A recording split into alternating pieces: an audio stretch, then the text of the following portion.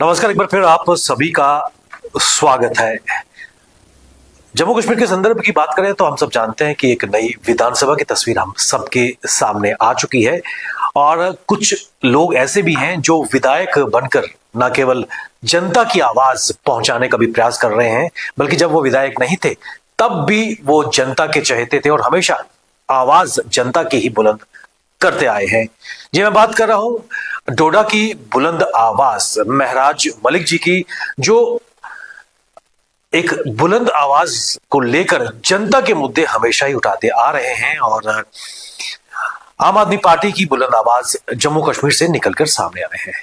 किस प्रकार एक अकेला व्यक्ति ही न केवल विधानसभा में अपनी छाप छोड़ चुका है, बल्कि इस वक्त खासकर जम्मू संभाग में लोगों के मुद्दे उठाने का भी प्रयास कर रहा है। क्या है वो मुद्दे और किस प्रकार खासकर डेवलपमेंट की वो बात कर रहे हैं, विकास की वो बात कर रहे हैं, राजनीति से हटकर जनता के जो पीपल सेंट्रिक मुद्दे हैं उनको उठाने का वो प्रयास कर रहे हैं। उन्हीं पे बात करने के लिए हमारे साथ स्टूडियो में आज मौजूद है श्री महराज मलिक जी। स्वागत है आपका।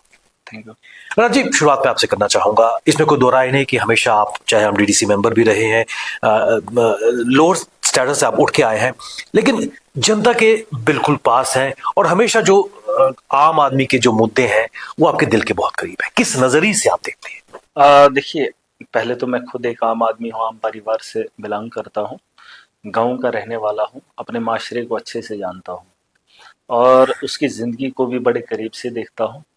और ये जो ज़िंदगी गुजरी है तो ये ज़्यादा छल कपट में नहीं है, बल्कि ज़मीनी सतह पर एक आम आदमी की तरह गुजारा हूँ और उसमें जो मुश्किलें देख कर आया हूँ, बस उन मुश्किलों का अजाला देखना चाहता हूँ। आम आदमी हूँ, लीडर बना हूँ, लेकिन फिर भी आम आदमी हूँ।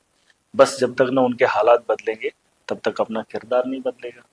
इसमें कोई दो राय नहीं है कि एक इतिहास आपने जम्मू कश्मीर में रचा है, क्योंकि आम आदमी पार्टी की अगर बात करें जो केवल दिल्ली या फिर बाकी स्टेट तक सीमित थी, जम्मू कश्मीर में उसका एक पोंगर पहला यहाँ पर आप उसके एमएलए बन के आए हैं। किस नजरिए से देखते हैं एक बहुत बड़ी अचीवमेंट? हाँ, देखिए, आपने देखा होगा, अगर आप 10-12 साल पहले चले जाएंगे या 5-10 साल पहले चले जाएंगे, आपने देखा होगा आम के पेड़ यहाँ पर भी लगते थे। एक बहुत बड़ा पेड़, विशाल पेड़ होता था, तो उसमें भी आम तोड़ना मुश्किल होता था और आम भी अच्छे नहीं होते थे, फिर भी हम बाहर के आमों को खरीदना पसंद करते थे। उसी तर्ज पे हमारे यहाँ जम्मू कश्मीर में पैदावार अखरोट की होती है, ठीक है, सेब की होती है। लेकिन हमारे यहाँ जब हमने बचपन में देखा था, अखरोट भी ऐसे लगते थे कि 10 साल के बाद जब फल देते थे पता ही नहीं होता था उससे पहले कि कौन सा फल देगा। जब फल देना शुरू करता था, कोई सख्त होता था तो कोई अच्छा निकल आता था, तो 10 साल इंतजार के बाद पता चलता था। अभी आपने देखा होगा कि हर चीज में तब्दीली आई है, हाई डायनेस्टी के हैं, अल्ट्रा हाई डायनेस्टी है। आज आप पेड़ लगाते हैं तो साल के अंदर आपको पता चल जाता है कि फल कितना देगा और कैसा देगा। वही चीज है कि सियासत के अंदर ये चीजें हमें देखने को नहीं मिली, लेकिन अब जो है अल्ट्रा हाई डायनेस्टी की तरह पहले ही पता होना चाहिए कि कौन सा है। बदलाव तो लाना पड़ेगा, बड़े पैमाने पे सोच को बदलना होगा। बस उसी तर्ज पे राजनीति के साथ भी खड़ा। इंपॉर्टेंट चीज आपने इक्वेट किया है जो हॉर्टिकल्चर के साथ, और खासकर राजनीति में जो नए नेता आ रहे हैं, खासकर लोगों ने आपको काफी समय से परखा हुआ, इसमें कोई दो राय नहीं है कि आप रातों रात नेता बन के आए हैं, जमीन से आप उठे हैं, लोगों के मुद्दों को आपने हमेशा बुलंद तरीके से प्रोजेक्ट किया है और यही कारण है कि एक मैसिव मैंडेट लोगों ने आपको, डिस्पाइट वहां पर बड़े कदावर नेता भी थे उसके बावजूद आपको अच्छी अक्सरियत से दोनों ने वहां पर जिताया है। जम्मू कश्मीर में एक लंबे अरसे के बाद विधानसभा के चुनाव हुए, डेमोक्रेटिक सेटअप यहाँ पर सामने आया है। किस नजरिए से देखते हैं, क्योंकि एक एलिनेशन लोगों के बीच में आई थी? देखिए, आप बड़ा कहें या छोटा कहें, सियासी एतबार से मैं तो सबसे छोटा हूं, एक आम आदमी हूं। लेकिन जहां तक आपने कहा 10 साल के बाद जो चुनाव हुए हमारे हित के नहीं हुए, एक आम आदमी के मफाद के लिए नहीं हुए, और उसका फैसला खुद आम आदमी ने नहीं लिया। देखिए, आज अगर हालात बद से बदतर हैं, 2 महीने बीत गए हैं, अभी भी कुछ बदल नहीं रहा है। लोग अभी भी उम्मीद लगाए बैठे हैं, अब होगा, कल होगा, परसों होगा। जो चीजें होनी चाहिए थी वो अभी नहीं हो रही है। इसका मतलब कहीं ना कहीं आम आदमी की अपनी एक गलती है, जिसे वो दोहराने के लिए वो 5 साल इंतजार करेगा। 10 साल का बहुत बड़ा वक्त मिला था। जब जम्मू कश्मीर में चुनाव नहीं हो रहे थे, जम्मू के अंदर में खास करके देख रहा था, अब कहते थे भाजपा को मौका नहीं देंगे। लेकिन मैं भी चाहता था कि इस बार भाजपा को मौका नहीं मिलना चाहिए था, क्योंकि इन्होंने काम नहीं करना है। जैसे दिल्ली के अंदर आपने देखा होगा, मोदी लहर में भी वहां की जनता ने काम को वोट दिया। काम को वोट दिया, उन्होंने स्कूल, अस्पताल, बिजली, पानी, सड़क, इन चीजों को वोट दिया। मोदी को छोड़कर उन्होंने राजधानी के अंदर बहुत बड़ा बदलाव लाया। 7 की 7 सीटें एमपी मोदी को जाती थी, लेकिन जब विधानसभा की बात आती थी तो एकदम पलटा मार दिया जाता था। वहीं आप देखेंगे हिमाचल के अंदर, वहां पर भी कुछ चीजें जो है ना, एक आम आदमी को खुद भी बदलनी होती है। लेकिन न जाने क्यों, मैंने कल भी कहा कि दारू बेचा गया, पैसा दिया गया, वोट लिए गए, धर्म को बेचा गया, है ना। तो ये चीजें थोड़ा सा मुझे भी हर्ट करती हैं। बड़े पैमाने पे बदलाव लाना था एक आम आदमी को। अभी भी क्या ही बताएं, बहुत सारी चीजें हैं जिसे बदलना बहुत जरूरी है, और आम आदमी के जहन को बदलना ये तो सबसे बड़ी बात होगी। आम आदमी को खुद समझदार होना पड़ेगा। कोई छोटा कोई बड़ा नहीं है, पॉलिटिशियन कोई बड़ा नहीं होता है। इंसान दुनिया के अंदर जो भी है ना, मेरा एक मानना है, मैं अपनी एक बात बताऊंगा। हमारे में कहा जाता है अशरफुल मखलूकात होता है इंसान। इंसान को बहुत बड़ा रुतबा दिया है। वो ये नहीं पता है कि किस कम्युनिटी को, वो नहीं पता है। जो भी इंसान है वो बड़ा कीमती है, जो भी इंसान दुनिया के अंदर आया है। और मैं तो खुद को बहुत बड़ा कीमती समझता हूँ। मेरी जिंदगी का छोटा सा हिस्सा है। हर आदमी को अपनी अहमियत का पता होना चाहिए, क्योंकि आपके पास अगर वजूद है, एक इंसान के जिस्म का एक अंग जो है वो नहीं लाया जा सकता है। और अगर ऊपर वाले ने हर आदमी को इंसान बनाया है, बेहतरीन बनाया, बेहतरीन मखलूक का हिस्सा बनाया, तो हर आदमी को जिम्मेदार बनाया है। हर आदमी अच्छा बनना चाहिए, उसके पास सोचने की सलाहियत भी है, क्योंकि ये कहीं से खरीदने की जरूरत नहीं है। जैसे आप हवा है, उसे खरीदना नहीं है। इंसान के पास सोच है, अकल है, वो खरीदने की जरूरत नहीं है। वजूद है, उसे लेने की जरूरत नहीं है, बस उसका इस्तेमाल करना है। बड़े पैमाने पे बदलाव तभी आएगा, वरना हम कहेंगे फलाना बड़ा है, वो छोटा है, तो इसी दुनिया के अंदर वो जिंदगी खत्म हो जाएगी। यही सोचते सोचते तो फिर इंसान बड़ा नहीं हो जाएगा। हर आदमी अच्छा है और अच्छे लोग हैं, बस उन्हें वो अच्छी सोच को निकालना बड़ा जरूरी है। इसमें कोई दो राय नहीं है कि आप हमेशा अपनी बेबाक बात के लिए जाने जाते हैं। अब मैं आपसे जानना चाहूंगा कि 5 अगस्त 2019 के बाद जो यहाँ पर सेटअप चेंज हुआ, एक रियासत से हम केंद्र शासित यूटी बने हैं, और उसके बाद जो समय गुजरा है, लोगों ने काफी कुछ सहा है। क्या एक उम्मीद की किरण, रोशनी नजर आ रही है लोगों को इन इलेक्शन से? बेशक अभी बिजनेस रूल सेट नहीं हुए हैं, लोगों के मुद्दे अभी भी बाकी हैं, लेकिन जो एक पीपल टू पीपल कांटेक्ट राब्ता, क्योंकि चाहे आप भी डोडा में जाते हैं, लोग आप तक पहुंचते हैं, खाली बात करने से उनको कहीं ना कहीं तसल्ली मिलती है, जो पहले नहीं था। अगर आप देखेंगे 370 की बात करें या ये स्टेट यूटी की बात करें, दिल्ली के अंदर भी हमारे पास यूटी रही है। मैंने उमर साहब से भी ये बात की थी कि हमने दिल्ली के अंदर काम करा है। कुछ चीजों पे अगर हम कमजोर रहे हैं, लेकिन बाकी चीजों पे हमने दुनिया के अंदर सिक्का मनवाया है अपना। यूटी के अंदर रहकर हमारी सरकार ने, जैसे हेल्थ को देखने के लिए पूरा वर्ल्ड आया है ना, एजुकेशन को देखने के लिए, मतलब डोनाल्ड ट्रंप आए थे, एक बार स्कूलों को दौरा किया था, हेल्थ का दौरा किया था, है ना। तो ये चीजें मैंने कहा उनको कि हमें फर्क नहीं पड़ना चाहिए, और ये एक आम आदमी का काम भी है, चाहे आपको सरकार में है या नहीं है, चाहे आप नेता हैं नहीं है, एक आम आदमी की तरह हमें भी काम करना चाहिए। जैसे एक आम आदमी को अधिकार है अपने इलाके की बेहतरी को देखना, अगर कहीं गंदा काम हो रहा है उसे ठीक करवाने का हक है उसे, चाहे वो छोटा है या बड़ा है। एमएलए बनने की जरूरत नहीं। और आज तो हम एमएलए हैं, सरकार है हमारी, हमें इन चीजों में दिक्कत नहीं आनी चाहिए। जैसे करप्शन कहीं पे हो रही है उस पर लगाम कसेंगे, ऐसी बात नहीं है। कोई पे कहीं धांधली कर रहा है, उस धांधली को रोकेंगे। हाँ, कुछ चीजें हैं ये, अब जैसे आपने कहा बिजनेस रूल नहीं आया है।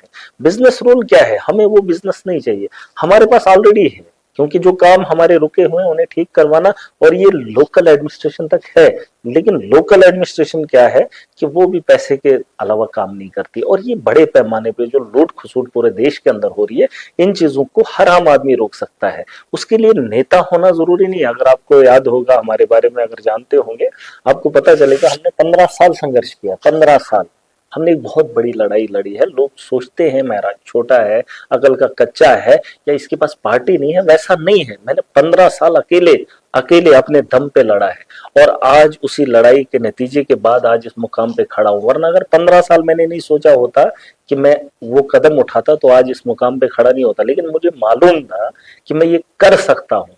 हुआ उस वक्त अकेला था, लेकिन आज बहुत ज्यादा आवाम मेरे साथ खड़ी है और लोगों की उम्मीदें मेरे साथ है। तो मैं तो चाहता हूं कि सरकार को इस पे काम करना चाहिए, बिजनेस रूल आए या ना आए, अब इनकी नीयत क्या है, लेकिन हमें जम्मू कश्मीर की बेहतरी के लिए काम करना चाहिए। इस वक्त नेशनल कॉन्फ्रेंस लेड सरकार यहाँ पर चल रही है, और कहीं ना कहीं डी ब्लॉक का आप भी हिस्सा हैं। क्या कारण है कि अभी भी जो शिद्दत से काम होना चाहिए था ग्राउंड पे, वो नजर नहीं आ रहा? देखिए, हम भी इंतजार कर रहे हैं, हम तो छोटे हैं, हम तो पहले मुंह खोलना नहीं चाहते हैं, क्योंकि हमारे से, जैसे आपने पहले ही कहा, बड़े दिग्गज दिग्गज तो हम सम्मान तो दे रहे हैं, 2 महीने तो हो गए, तीसरा महीना भी इंतजार करेंगे। अगर ये लोग आवाम की बेहतरी के लिए जुबान या काम नहीं कर पाएंगे तो हमारे सवाल तो उठेंगे। और मैंने ये बहुत पहले कहा है, चाहे सरकार में हूं तो सरकार से सवाल पूछेंगे, क्योंकि आवाम के मुद्दे हैं, उनका अजाला नहीं होगा तो अगर यहाँ की सरकार से पूछना पड़े तो पूछेंगे, अगर सेंटर की सरकार से पूछना हो तो पूछेंगे, अगर विद्रोह करना पड़े तो करेंगे, अगर प्रोटेस्ट करना हो तो करेंगे, क्योंकि आज लोगों को जीने की वो सहूलियत हमें देनी है, क्योंकि लोगों ने वोट दिया है।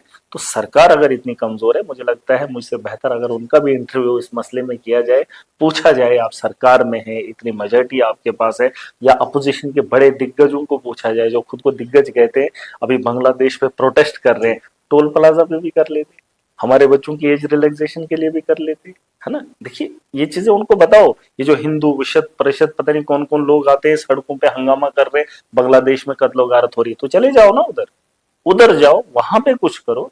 यहाँ पर ये साफ जाहिर होता है कि इस दिमाग के साथ खिलवाड़ कर रहे हैं।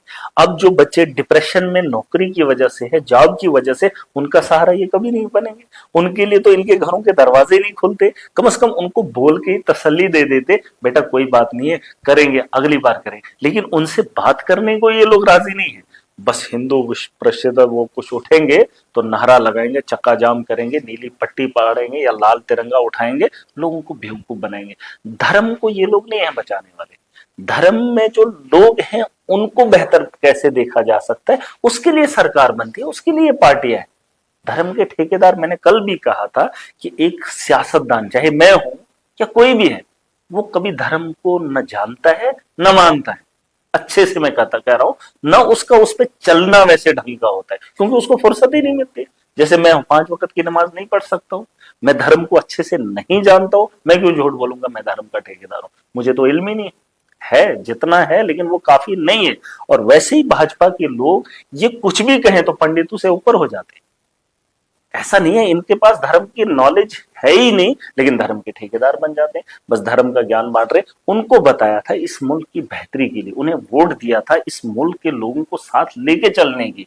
आपने देखा वो अपोजिशन के लीडर हमारे सुनील शर्मा, शायद आपने देखा, वहां पर एक लड़का गया था हॉस्टल के अंदर, उसने क्या गुनाह किया, उसने वीडियो बनाई, क्या किया उसने, वीडियो बनाई, वहां पे डॉक्टर्स नहीं थे, एक पेशेंट का इलाज नहीं हो रहा था, कहता है यहाँ पे सियासत हो रही है, इनको आप कमरे उधर हॉस्टल में घुसने नहीं दो आम आदमी को। क्यों नहीं, वीडियोग्राफी क्यों नहीं होगी अंदर हॉस्टल के अंदर, क्या धंधा हो रहा है, क्या धांधली हो रही है, क्या ये जानने का हक नहीं है आम आदमी को।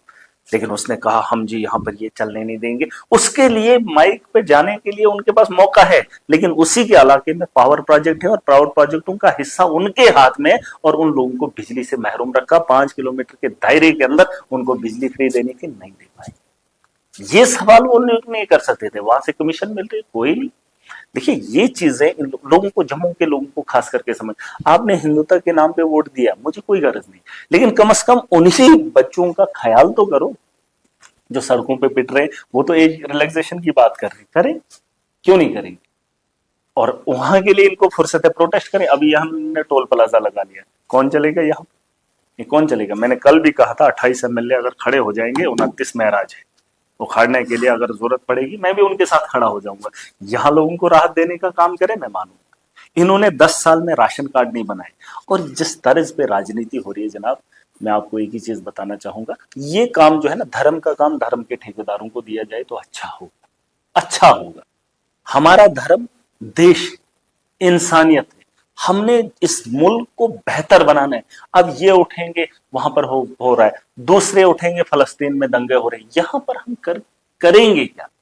देखो यहां पर प्रोटेस्ट करने से क्या कर सकते हैं, वहां पे भी इंसानियत का कत्ल हो रहा है, बांग्लादेश में भी इंसानियत का कत्ल हो रहा है, और जो हमारे मुल्क के अंदर जिन लोगों का गला घोंटा जा रहा है, उन बच्चों के साथ कौन खड़ा हो, जिनकी जिंदगी इन्होंने तबाह कर दी। एक बच्चे ने जिंदगी में एक मकसद बनाया था कि मैं एमफिल करूंगा, मैं पीएचडी करूंगा, मैं पुलिस में भर्ती होना चाहता हूं, मैं सब इंस्पेक्टर या पुलिस में, उसके लिए उम्र ही नहीं।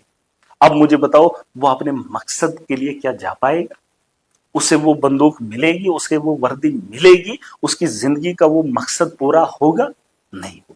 इसलिए मैंने कल भी कहा कि अगर जिन लोगों के पास आप गुहार लगा रहे हो, ये लोग सही नहीं, ये सिर्फ अपनी कुर्सी के लिए है। मैंने बार बार एक एमएलए, भाजपा के एक एमएलए की बात उठाई थी, शायद आपको याद होगा। ये सिर्फ माल चाहते हैं, पैसा। आप इनके पास देखो कि माल का कितना है। और ये लोग 10 साल पहले क्या थे और 10 साल के बाद क्या थे। हिंदू कांग्रेस से भी उठा, हिंदू आम आदमी पार्टी से भी उठेगा, लेकिन उसे ये बोलते ये हिंदू नहीं। बीजेपी हिंदू है, बस ये एक नैरेटिव चलाया है। आम आदमी के लिए कोई खड़ा होगा वो देशद्रोही। हमारे यहाँ कोई ये लड़का खड़ा हो जाएगा, उसे बोलते हैं लगाओ पीएस। यार, जो मुल्क की बेहतरी कैसे होगी। मैं आपको एक छोटी सी मिसाल दूंगा जनाब, थोड़ा सा लंबा जाएगा। मैं बीच में सोचता था वो कौन लोग हैं, क्या किया होगा उन्होंने, लेकिन जब इस माहौल को देखता हूं ना, मैं समझ सकता हूं दुनिया के अंदर जो भी इंसान आया है उसने अपनी एक छाप छोड़ दी है। आज अगर आप जम्मू देख रहे हैं, कश्मीर देख रहे हैं, ये देश देख रहे हैं ना, इसके पीछे जो लोग नहीं हैं उन लोगों ने कुर्बानियां दी हैं, तो आज ये चीजें हैं। अब हमारे दौर में हमने क्या करना है, नस्लों को होगा, वो चीज हम नहीं दिखा सकते। और ये जो काला वक्त है हमारा, हमारे देश के जो हालात हैं, अगर ये लोग खड़े रहे तो ये इस देश को इस दलदल से निकालना बड़ा मुश्किल होगा। तो इन लोगों को सोच बदलनी होगी। करें ना जम्मू के लिए बेहतरी, करें जम्मू के लिए। आपने नहीं देखा ट्रेन सीधा उठा के इन्होंने कश्मीर पहुंचा दी। आपने नहीं देखा ये जो कटरा में माता वैष्णो देवी के यहाँ दर्शन करने आते थे, उन लोगों का भी वो छुटकारा सीधा बाईपास कर दिया। कटरा के लोग मेरे पास आए, उन्हें उम्मीद है कि महाराज हमारी आवाज उठाएगा। मैं रात को एक रील देख रहा था कि पैसे की तरह बनो। पैसे का धर्म नहीं देखा जाता, हर कोई उसे हासिल करना चाहता है। तो पैसा बनना है कि जिससे कोई हर कोई हासिल करना चाहता है। यहाँ तो इन्होंने धर्म का इतना अहंकार भर दिया है, वो मुस्लिम है, वो हिंदू है। मैंने कहा मैं एक गांव में रहकर आया हूँ जहां सिर्फ हिंदू तबका है टोटली, और एक घर है वो मेरा है, मुसलमान। इंसानियत मैंने वहां से सीखी है। मैं उस गांव के अंदर जब गया था तो लोगों ने हमारा अच्छा स्वागत किया, और वो लोग मुझे बचपन से जानते हैं, मेरा उठना बैठना उनके साथ है। जब ये नफरत का बाजार गर्म कर देते हैं तो दूसरा वो दूसरे को देखना ही पसंद नहीं करता है। लेकिन जब ये देखेंगे ना, तो आपस में भाईचारा देखेंगे, तो मुझे नहीं लगता है दुनिया की ताकत इस मुल्क को तोड़ सकती है। मेरा जी, जब विधानसभा का पहला सत्र लगा था और उस वक्त जो हंगामा चल रहा था, चाहे national conference, Bharatiya Janata party, तब आपकी एक वाहिद आवाज थी कि मुझे लोगों ने डेवलपमेंट के लिए वोट दिया है और यहाँ पर डेवलपमेंट नहीं हो रही, शोर शराबा हो रहा है। और आपने जो उसके बाद अपने कार्य क्षेत्र डोडा का जब दौरा किया था, तब आपने आवाज उठाई थी, खासकर जो एक नेक्सस वहां पर चल रहा है, चाहे हम एडमिनिस्ट्रेटिव सेटअप की बात करें या फिर माफिया की बात करें, किस प्रकार इस डीप रूटेड नेक्सस को तोड़ने की जरूरत है। उम्मीद लोगों की आपसे जुड़ी हुई है। हमने बहुत कोशिश की है। अगर आप छोटा सा समझना चाहेंगे तो मैं समझा दूंगा। जब मैं डीडीसी बना, अगर मेरी जगह कोई और बना होता, वो जो आवाम का पैसा था वो खुरुद बुरुद होता। मतलब वो किसी को मिल रहा है, किसी को बाथरूम दे देते, किसी को प्रोटेक्शन वर्क दे देते, वो पैसा दिखता नहीं। जब से मैं डीडीसी बना हूं, आप अंदाजा नहीं करेंगे जनाब, जो कैपेक्स का पैसा होता था वो वर्करों को दिया जाता था। अभी तो जम्मू के अंदर वही हो रहा होगा, आप थोड़ा इलाके में देख लेना। जब वो सिर्फ वर्करों को लिए उन्होंने मुकर्रर किया था, लेकिन जब मैं डीडीसी बना तो हमने वो पैसा आवाम पे सर्फ किया। और जो मेरे पास बजट है, आप अंदाजा नहीं करेंगे, जिस इलाके का मैं डीडीसी हूं, मैंने 350 ट्रांसफार्मर 4 साल में लगाए। कितने? अब अगर मैं चाहता तो मुझे किसी ने कहा कि इसका टाइप चल रहा है पीडीडी वालों के साथ, लेकिन वो समझ नहीं सकते हैं कि जो काम मैंने किया, उस काम को करने के लिए आपको मंत्री के पास पता नहीं कितने चक्कर काटने पड़ते थे। मुझे उन लोगों का दर्द याद था। मैंने आवाम की बेहतरी के लिए 350 ट्रांसफार्मर्स, मजाक नहीं होता है। और आप अंदाजा लगाओ कि आज से पहले वहां के मंत्री भी रहे, चीफ मिनिस्टर भी रहे, लेकिन फिर भी कमी इतनी थी कि छोटी सी कॉन्स्टिट्यूंसी थी, वहां पर कितना बोझ अभी पड़ा हुआ था। कहने का मतलब ये है कि हमने उस पैसे को आवाम तक पहुंचाया, मतलब हमने माफिया को रोका। अगर उस जगह कोई और होता तो उसने वो वाला पैसा भी हड़प कर देना था, तो शायद कहीं ना कहीं मेरे एक बनने से अभी मेरे पास फंड आएगा, मेरे पास बजट आएगा, मेरी कॉन्स्टिट्यूंसी का आएगा। आपको क्या लगता है कि उसमें हेरा फेरी होगी? 1 रुपए की भी हेरा फेरी नहीं होने दूंगा। हाँ, अगर मेरी जगह कोई और होता तो शायद यकीनन अपने वर्कर को देता, अपने दूसरे रिश्तेदार को देता। लेकिन हमारे यहाँ क्या होगा, उस पैसे से आवाम की बेहतरी होगी। आप यहाँ से भी, क्योंकि नेता भी मिले होते हैं एडमिनिस्ट्रेशन के साथ।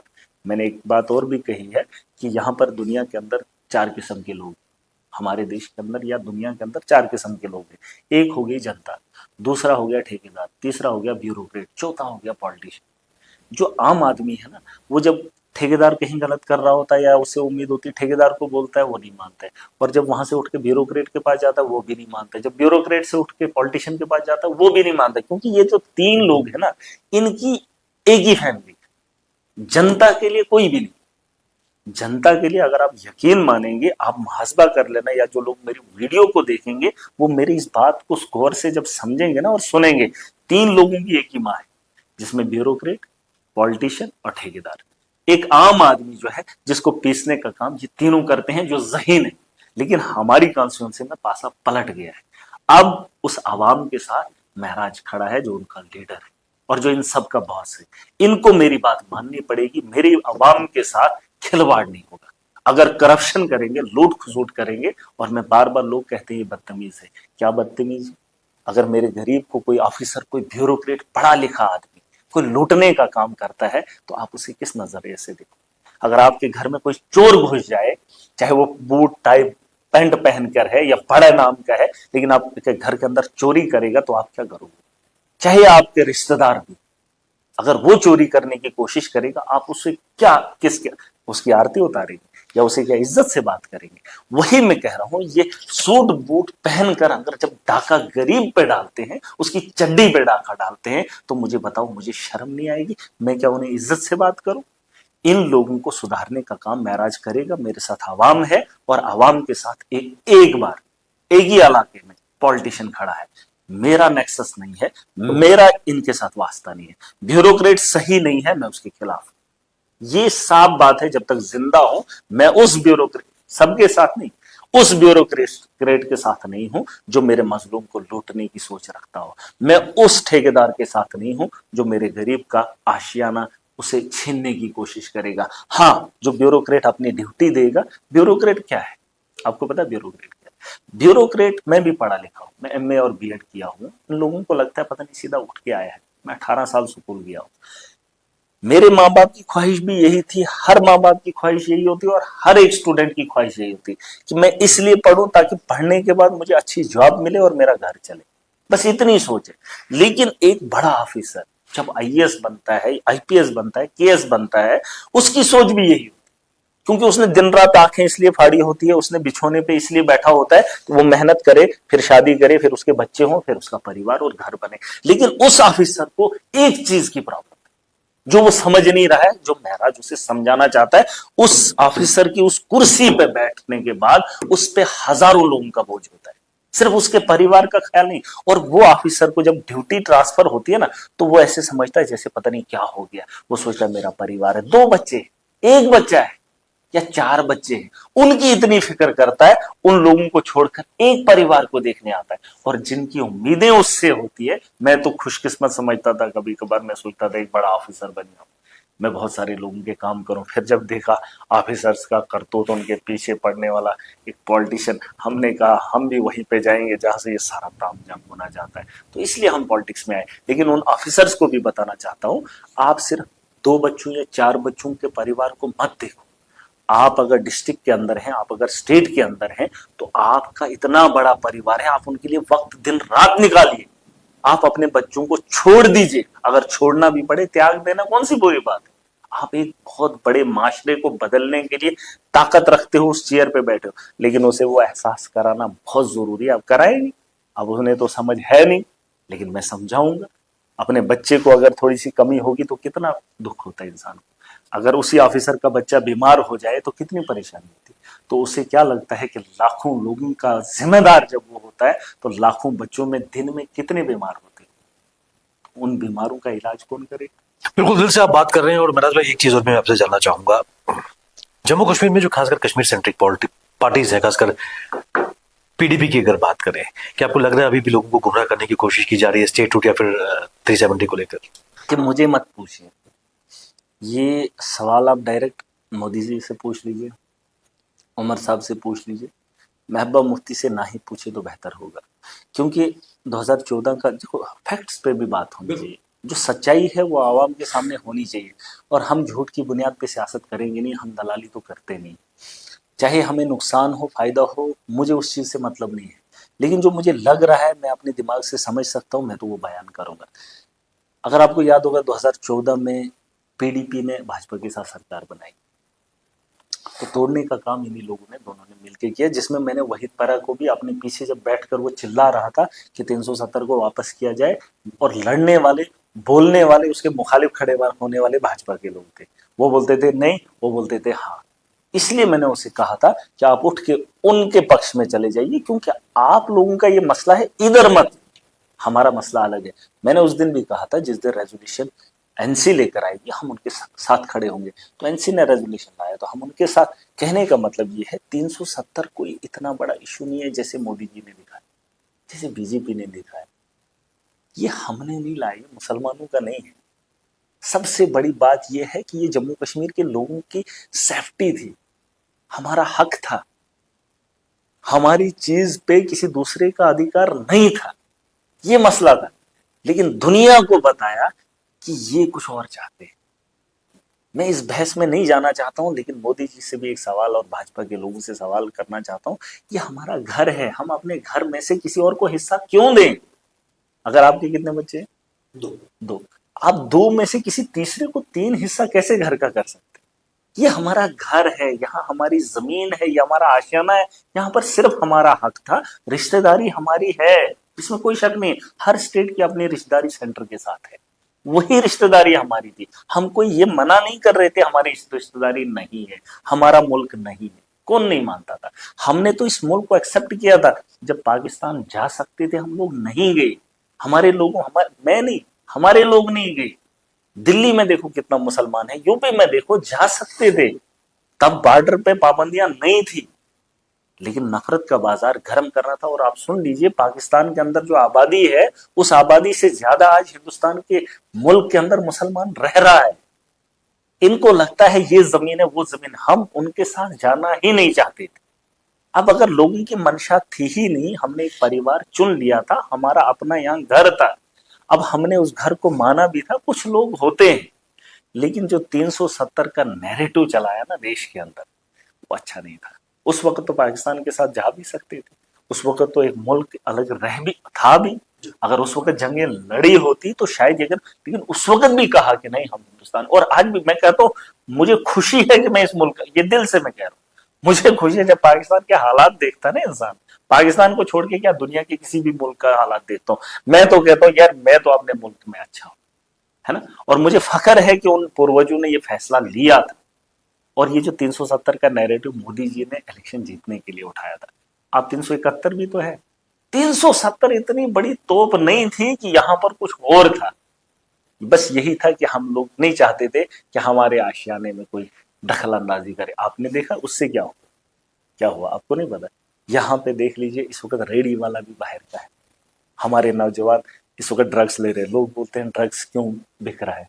अरे जो पढ़ा लिखा आदमी है, जिसने 18-20 साल बच्चे ने लगाया है, जिसका घर अच्छा खासा है, जो अच्छी जिंदगी अपने बाप के दम पे गुजारता था, जब वो नौकरी करता था या कारोबार करता था, उसके बाप ने बड़ी उम्मीदों से उसे पढ़ाया था, और पढ़ने के बाद वो चीज हासिल ही नहीं कर पाया, और वो मजबूर हो रहा है, दुनिया को देख रहा है कि भाई साहब मैंने कौन सी ऐसी एजुकेशन ली जहां मैं 10 रुपया नहीं कमा सकता हूँ। और वही बच्चा उस डिप्रेशन से निकलने के लिए ड्रग्स ले रहा है। आपको क्या लगता है ड्रग्स क्या कोई भी बच्चा जो है ऐसे शौक से ले रहा है? कोई भी बच्चा जहर अपनी मर्जी से नहीं पीता। यहाँ कोई खुदकशी करता है, आपको क्या लगता है उसमें उसकी खुशी होती है? खुशी से दुनिया के अंदर कोई भी काम नहीं किया जाता है। अगर आप खाना खाते हैं ना तो मजबूरी है, अगर आप चलते हैं तो जरूरत है। अगर कोई ड्रग्स ले रहा है तो कोई वजह है, और वो वजह यही है कि उसे अपना फ्यूचर जो है अंधेरे में दिख रहा है। और नशा इसलिए आम हो रहा है। आप उस बच्चे से जाकर बोलो कि आप शादी करो, नहीं करते। आपने नहीं देखा उम्र कितनी हो रही है बच्चों की? कितनी उम्र हो रही है? 30-40 प्लस है। कश्मीर के अंदर आप देख लीजिए, माँ बाप बोलते ये शादी नहीं करना, उसको पता है जिस दिन शादी कर गया उसका खर्चा नहीं उठा पाऊंगा। तो क्योंकि उसने एजुकेशन हासिल की थी कुछ बनने के लिए, लेकिन उसके बनने के वो जो रास्ते थे वो इन्होंने बंद कर दिए। नफरत का बाजार गर्म कर दिया, 370 के नाम पे धंधा चलाया पूरे देश के अंदर, और आज एक नौजवान का मुस्तकबिल मंदे में पड़ा हुआ। कहाँ जाएगा? कहाँ जाएगा? आप मुझे बताओ, रेडी लगाने के काबिल नहीं है। परसों कश्मीर के अंदर एक नौजवान था जो जूस बेच रहा था, जिसने 10 साल एजुकेशन लेक्चरर रहकर आया है। और आपको क्या लगता है हम ये बात भूल जाएं, जिस बच्चे ने 20 साल मेहनत की इसलिए कि वो एक टीचर बने, कौम का मेमार बने, और वही बच्चा जूस बेच रहा है गली में, और उस बच्चे का मुस्तकबिल, उस बच्चे की जो सोच थी वो कहां खत्म, है ना। तो ये चीजें, ये नुकसान इन लोगों ने किया। आप प्रोफेसर देख लीजिए यूनिवर्सिटी के अंदर बाहर के, क्या हमारे बच्चे पढ़े लिखे नहीं थे? आप इन्होंने कहा आईआईटी हमने खोला, जाइए देख लीजिए सिक्योरिटी गार्ड में भी मिलावट बाहर की है, और जो वहां का स्टाफ है वो भी बाहर का है, और जो वहां बच्चे पढ़ रहे वो भी देश के अलग अलग जगहों से हैं। लेकिन हमारे बच्चे कहाँ है मुझे खुद भी नहीं पता। आईआईटी के अंदर हमारा कितना है, कितना वहां परसेंटेज है? बोलते यहाँ पर जम्मू के अंदर आईआईटी खोला, क्या फायदा?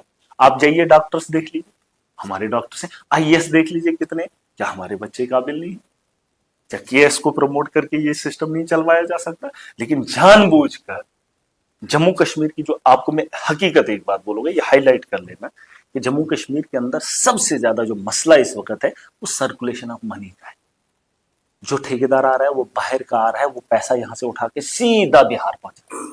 जो यहाँ मिस्त्री काम करने आ रहा है वो पैसा सीधा उठा के वहां का। अगर आपके पास करोड़ों रुपया होगा, मुझे खुशी है आपके पास, क्योंकि आप जब मकान बनाएंगे तो जम्मू के अंदर बनाएंगे। जब आपको जरूरत किसी चीज की पड़ेगी तो जम्मू के दुकानदार से खरीदेंगे, वो पैसा रोटेशन में चलेगा। इन्होंने circulation of money, rotation of money पूरा यहाँ पे सिस्टम हैक कर दिया। इनके जो बड़े बड़े पावर प्रोजेक्ट हैं या कोई भी प्रोजेक्ट है उसमें ठेकेदार उनको बनाए, और 10 रुपए की चीज, यकीन जानिए ये बहुत गहराई की बात है। देश को लूटने का एक साफ सुथरा तरीका, व्हाइट मनी जिसे आप कहेंगे, 10 रुपए की चीज को 200 रुपए में बेच रहे। मतलब सबको पता है, आपने ये जो कोट पहना है इसकी कीमत 2000 है, लेकिन गवर्नमेंट इसको खरीद रही है 10,000। आप क्या करोगे? और ये पूरा बिल बना हुआ है, और जो टेंडर लगाने वाला है वो बाहर का है, और वो डायरेक्ट उन्हें पैसा दे रहा है। और फंडिंग वो आपने देखा इलेक्शन के अंदर कितनी बड़ी फंड दी, क्योंकि वो मुनाफा ही था, तभी तो बीजेपी के अकाउंट में फंडिंग हुई। सर्कुलेशन ऑफ मनी जम्मू के अंदर बंद कर दिया। जम्मू कश्मीर के अंदर जो पैसा था हमारा वो यहां से उठाकर बाहर ले रहा है। जो ठेकेदार कमा रहा है वो इधर क्यों बनाएगा कुछ, बनाएगा कुछ? अब जो हमारे ठेकेदार थे उनके पास उतना ही है जो सर्कुलेट नहीं हो रहा है। सबसे ज्यादा नुकसान एक तो जॉब्स का हुआ, और सबसे ज्यादा नुकसान मैं कहता हूं सर्कुलेशन ऑफ मनी का है। और वो सबसे बड़ा एक मेजर यहाँ के लिए जो खतरा है, मुझे लगता है उससे बढ़कर और कोई चीज नहीं। अब जो मुलाजम हमारा पुराना है वो जिस दिन रिटायर हो जाएगा ना, रिटायर, उसके बाद देखना कि जम्मू कश्मीर के हालात क्या होंगे। आप लिख लेना, क्योंकि आप देख रहे हैं यहाँ पे 4th क्लास की पोस्ट भी बाहर के आदमी को दी जा रही है। अब मुझे बताओ, ये जो अपना पैसा है वो भी हमने बाहर के स्टेट के आदमी को देना है, तो यहां पर चलेगा कौन सा पैसा? नहीं, जब जेब ही खाली है तो चलेगा कहां? लोग बोलते हैं त्राही त्राही मची है, हमारे पास पैसा, पैसा कहां से? आप देखो ना, ये आपको दिमाग लगाना है कि पैसा क्यों नहीं। इन्होंने जब सारा तामझाम बोल दिया, यहाँ पर जितने भी बड़े बड़े ब्यूरोक्रेट है बाहर से, मैं उनसे नाराज नहीं हूं, मैं कहता हूं हमारे पास भी काबिल हैं, क्यों नहीं उनको यहाँ पर बिठाए? क्यों नहीं बिठाए? वो काम कर सकते हैं लेकिन करने नहीं देंगे। ये वही भाजपा का तर्ज है कि भाजपा का एमएलए वही बन सकता है जो ठेकेदार है। एक चीज मैं आपसे जानना चाहूंगा कि आने वाले समय में जो आपकी कॉन्स्टिट्यूंसी, आपका कार्य क्षेत्र है, एक मॉडल कॉन्स्टिट्यूंसी के रूप में सामने आएगी और पूरे जम्मू कश्मीर के लिए मिसाल बन पाएगी? देखिए, सबसे पहले मैं आपको एक ही चीज बिल्कुल बनेगा, क्योंकि जितना मेरा दायरा इख्तियार होगा, जैसे आपका यहाँ इख्तियार है तो यहाँ कोई अंदर नहीं आएगा, इसके मतलब आपके पास है, वैसे ही जैसे एक एमएलए के पास जो चीजें होती हैं या जो इख्तियारात होंगे, उन इख्तियारात का मैं सही इस्तेमाल करूंगा, और जो जायज होगा मैं वही करूंगा, मैं इंसाफ करूंगा, और जहां तक मेरी हदूद हो। और जिस दिन, देखिए मैं ये बार बार कहता हूं, मैंने 15 साल संघर्ष अगर किया तो मैंने हासिल कुछ नहीं किया। अब मुझे बताओ, जिंदगी के 20 साल जीने होंगे, 35 साल मैंने कुछ हासिल नहीं किया, मैंने कुछ नहीं खाया। जब मैं कुल्फी खाने का शौक रखता था तब जेब में पैसा नहीं था।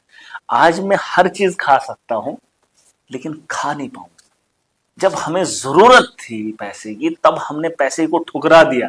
आज तो गाड़ी है, पैसा है, तनख्वाह है, रहने के लिए जगह है, सब कुछ है, लोग भी दे रहे, मानते भी। अब आपको क्या लगता है, मुझे डिलीवर करने के अलावा मेरे पास कोई ऑप्शन नहीं है, और ऐसा डिलीवर करूंगा कि इनको भी सबक सिखाएंगे। बहुत सारी चीजें हैं जो मैं अभी यहाँ पर बयान नहीं कर सकता हूं। मैं जब देखता हूं ना यहाँ माशरे को, लीडर्स को, बहुत सारे लोगों को इल्म ही नहीं है कि हमारी जम्मू कश्मीर को इस दलदल से कैसे निकाला जाए। फिर जब उनके जहन को, उनकी बातों को सुनता हूँ, फिर जब अपने आप को देखता हूँ तो फख्र महसूस करता हूँ कि यार एक छोटा आदमी, एक आम परिवार से, लेकिन इतना मुझे पता अशरफुल मखलूकात का एक हिस्सा हूँ, मैं एक इंसान हूँ और मुझे बनाने वाला मेरा रब है। मुझे किसी कारखाने में नहीं बनाया गया और मुझे दिमाग देने वाला भी वही है जो आम, जिसने दुनिया को बनाए और मुझे बेहतरीन बनाए। उनसे अच्छा सूझबूझ रखता हूँ और अच्छी पॉलिसी है।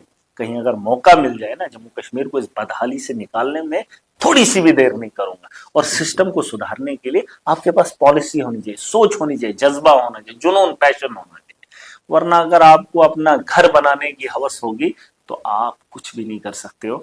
उम्मीदें हैं जब भी कॉन्स्टिट्यूंसी में 5 साल मिलेंगे, पहले ही साल आपको दिख जाएगा, बजट का सेशन है, आपको लगेगा, क्योंकि हमने अपना टेन्योर डीडीसी 4 साल दिए हैं और मुझे लगता है कि सबसे बेहतरीन प्लानिंग हमारी रही है। मैंने एक काम किया है, मैं आपको आज एक चीज़ बताना चाहूँगा। हमारा क्या रहता है कि मैं जब नया नया आया था तो प्लानिंग जो है एडमिनिस्ट्रेशन करती है, एक पॉलिटिशियन को चलाने का काम एक ब्यूरोक्रेट करता है। लेकिन मैं ब्यूरोक्रेट से नहीं चला, मैं खुद पढ़ा लिखा था, उससे सूझबूझ ज्यादा रखता था, मैं जमीन से भी जुड़ा था और पढ़ा लिखा भी था।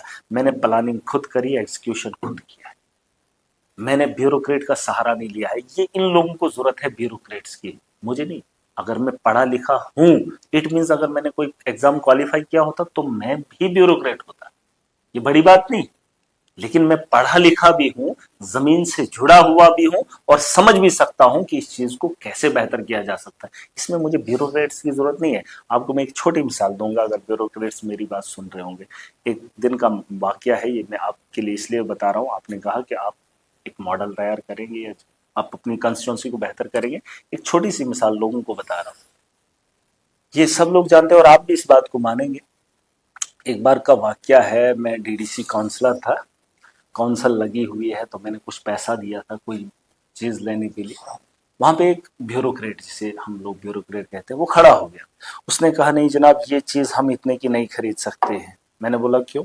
कहता नहीं, इसमें आपको इतना पैसा देना चाहिए। मैंने 2 लाख रखा था, वो बोलता नहीं हमें 6 लाख चाहिए इस चीज को बनाने के लिए। मैंने बोला ये आप बोल रहे हो? कहते हाँ। मैंने बोला कौन बोल रहा है? कहते हमारी टेक्निकल टीम, जिसे आप इंजीनियर्स कहते हो, गवर्नमेंट के इंजीनियर। वो इंजीनियर्स नहीं होते, वो दलाल होते। मैंने कहा कैसे? कहता नहीं हमारा एस्टिमेट कास्ट ये है, फलाना रेट ये है, फलाना ये है, तो हम उस तर्ज पे बनाते हैं, तो आप इस जिम्रे में नहीं आते। फिर मैंने उसे एक बात पूछी, वहां पे सारे एडमिनिस्ट्रेशन के लोग थे, पूरी काउंसिल खड़ी थी। अब ये अल्लाह ने इतना दिमाग दिया है, सोचने की सलाहियत दी है, तो मैं बोल गया उसे। मैंने कहा आप मुझे एक बात बताओ, आपने, आपके इंजीनियरों ने हर चीज का एस्टिमेट बनाया।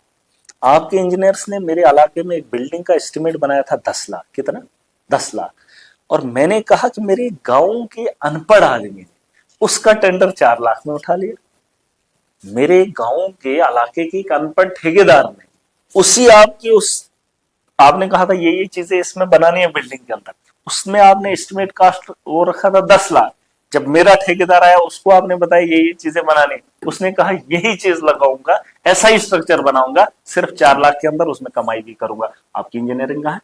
और वो जो 6 लाख रुपया है वो कहाँ जाएगा? आप बेवकूफ समझते हो। मैंने कहा जितना दिया है उसी पे मेरा काम होना चाहिए और मैं सब जानता हूं किस तरीके से काम होना चाहिए। इन्होंने करप्शन करने का एक बहुत बड़ा तरीका लाया है और इसे भी ठीक करेंगे आप। और ये मैं बातें करूंगा अभी जब असेंबली का सेशन आएगा बड़े पैमाने पे। इनको तो जैसे ये ब्यूरोक्रेट चला रहे हैं वैसे ही चल रहे हैं। अब ब्यूरोक्रेट के तर्ज पे नहीं चलेंगे हम कानून साज, हम कानून बनाने वाले। अगर फिर हमें वही ब्यूरोक्रेट चलाएगा जो लूटने का काम, ये जो कह रहे हम सोचते ही सही बोल रहे, क्यों बोलेगा सही? हम उसे ठीक करेंगे क्योंकि उसकी नीयत में खोट होता है। और इनका जो पुराना तरीका है ना, बहुत पुराना तरीका, उस दलदल से निकलने में अभी इन्हें वक्त लगेगा, लेकिन मेरी कॉन्स्टिट्यूंसी में धंधा नहीं चलेगा। और आपके चैनल से बता रहा हूं, मुझे नाराजगी किसी से नहीं, ना मेरा कोई दुश्मन है, ये मेरी बात याद रखना। हम अगर कहीं बोलते हैं या किसी पे बरसते हैं, वो वक्त के हालात वैसे होते हैं क्योंकि उसने गलती की होती है। जैसे एक नायब तहसीलदार ने 25,000 एक सर्टिफिकेट बनाने का मांग, नायब तहसीलदार है, आप क्या कहोगे उसे? क्या कहोगे आप मुझे बताओ? जो आदमी एक छोटे से कागज को बनाने के लिए 25,000 एक बच्चे से, जो स्टूडेंट है, जो कॉलेज नहीं जा पा रहा है, उसके धर्म दर की ठोकरें खा रहे हैं और वो कह रहा है उसे कल होगा, परसों होगा, तरसों होगा, और कितने दिन चलाए? आप मुझे बताओ क्या करेंगे? एक नौजवान की आंखों में आंसू थे, अगर मैं वहां पर होता तो मैं उसे छोड़ता।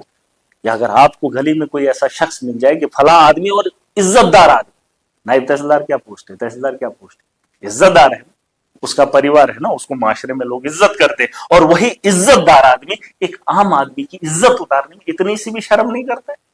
और लोग कहते हैं, और इस सिस्टम में अगर मुझे ये मामला दिखा, एक को भी नहीं छोड़। ये बात पक्की है, चाहे मैं जेल गया, कहीं भी गया, लेकिन ऐसे अनासिर को मैं बख्शने वाला नहीं हूं। आपने खुलिया देखा, मैं आज भी गलियों में चल रहा हूं, लोगों के साथ मिल रहा हूं, जितना वक्त बिता सकता हूं वो इसलिए क्योंकि मैं आम आदमी हूं। मुझे वो प्रोटोकॉल नहीं चाहिए, वो लग्जरी लाइफ नहीं चाहिए। मैं जैसा पहले था वैसा ही आज भी हूं। कोई इस भ्रम में ना रहे कि कल हम ऐसा करेंगे फिर महराज नहीं बोलेगा, अब ये एमएलए बन गया अब इसको कमीशन चाहिए। ना मुझे कमीशन चाहिए, ना मुझे पैसा चाहिए, मुझे सब कुछ है। मुझे किसी की जरूरत नहीं है। मुझे उस गरीब की आंखों में आंसू नहीं देखने, उसकी मुश्किलों को मैं नहीं देख सकता है, उसके फोन कॉल्स पे मैं मजबूरियां नहीं सुन सकता हूं। अगर ये लोग नहीं सुनेंगे, ये ब्यूरोक्रेट्स खास करके, देखिए ये लहजे की बात नहीं मैं कर रहा हूं, अगर आज भी परेशानी होगी तो महराज पे अगर सवाल उठेंगे तो मैं नहीं छोड़ने वाला, क्योंकि मैं फिर जा रहा हूं वापिस। मैं देखूंगा कि माहौल में क्या तब्दीली आए, फिर आप मेरा रवैया देखना, और फिर जो अंदाज होगा वो इससे घातक होगा। और याद रखना, लोगों ने देखा था ना पुराना महराज, अब मैं उससे ज्यादा ताकतवर और ज्यादा तेज हूं। बेहतर यही है कि अपना अपना काम इनको बता दो इस चैनल के माध्यम।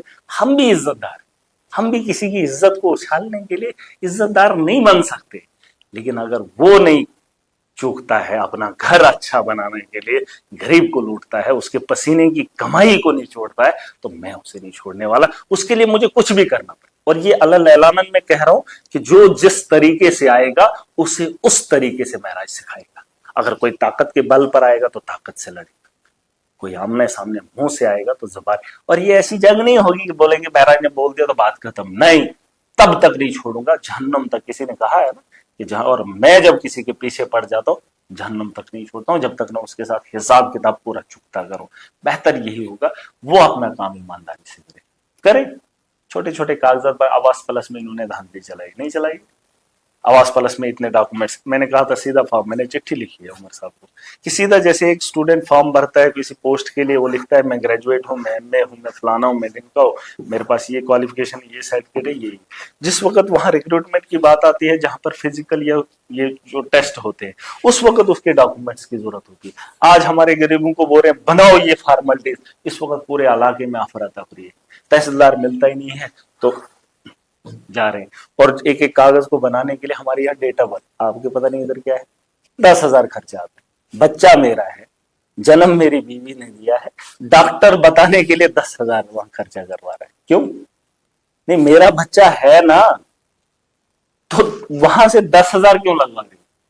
ये कोई तरीका है इनकी, ये पॉलिसीज है गरीब को लूटने के लिए हर जगह। और वही डॉक्यूमेंट्स बनाने के लिए 6 महीने लगेंगे, और डेट दी है हफ्ते ही। उसमें रिफॉर्म लाया है मैंने, उमर साहब से भी कहा है सेंटर की सरकार से बात करनी चाहिए और लोगों को राहत देनी है हमने। भाई इसमें कोई दो राय नहीं है कि दिल से आपने बातें की, और इसमें कोई दो राय नहीं है कि आने वाले समय में खासकर शुरुआत आपने अपनी कॉन्स्टिट्यूंसी कर दी है, बदलाव हमें वहां पर नजर आ रहा है। और उम्मीद करते हैं कि जो बजट सेशन होगा आपके तेवर और भी तीखे रहेंगे, और खासकर न केवल अपनी कॉन्स्टिट्यूंसी बल्कि आम जनता, जम्मू कश्मीर की जनता के मुद्दे आप इसी तरह उठाएंगे। आप हमारे साथ स्टूडियो में अपना वैल्यूएबल टाइम दिया, आपका बहुत बहुत शुक्रिया। ये थे डोडा और जम्मू कश्मीर की बुलंद आवाज एमएलए महराज मलिक, जिन्होंने अपना विजन बिल्कुल क्लियर कर दिया है कि ही मीन्स बिजनेस। हमें दीजिए इजाजत, नमस्कार।